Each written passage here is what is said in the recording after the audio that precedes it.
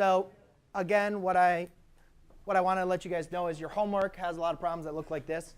But any test or quiz, you guys will be provided goals in a problem looking like this. So therefore, all you simply need to do is just identify your u and your v. And then you obviously need to know the formula, right? But you're provided the formula. So all you need to do is, you can see that this is obviously the difference of two functions. So therefore, using my u minus v formula, I am going to have the, let's see, the sine of u times the cosine of v minus the cosine of u times the sine of v. Did I memorize that correctly? OK, very good. So again, you don't need to have it memorized. It doesn't matter if you have it memorized or not. You're going to be provided the formulas. I just want to make sure you guys can identify the angles u and v, and then can plug them into your formula. OK? So that's kind of like step number 1. We want to make sure everybody's confident with step number 1. All right? Then step number 2 is evaluating.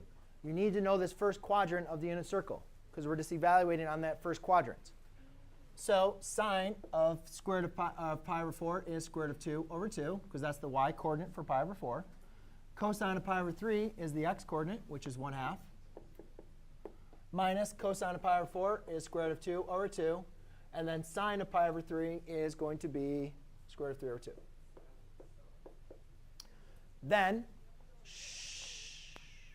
so first step, plugging in the right angles into the correct formula. OK? Then the next step, evaluating them correctly. OK? So you got to make sure you evaluate. Make sure you use the unit circle and just double check your work. If you start doing this in your head, you'll make mistakes. I'm telling you. Draw out a triangle just to make sure you're verified, and just go slow. Step 3 is now to simplify. So what we're going to want to do is combine these by multiplying. So remember, when you multiply fractions, you just multiply straight across. OK? Now, there's a lot of different ways that we could rewrite this answer. All right? So all I'm going to ask you guys to do is just to combine your fractions. This is correct. I would prefer that you guys would have your fractions combined.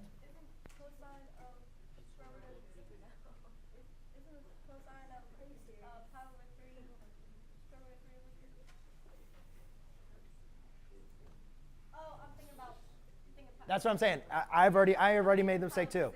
Yeah. Just take it slowly. OK? Don't try to do it in your head. I'm telling you, when you do it in your head, you're going to make that mistake.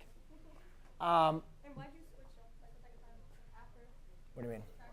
On the formula? Why'd you switch? Switch what? On the other side. Cosine is then pi over 4, and then sine is then pi. That's the formula. That's just the formula.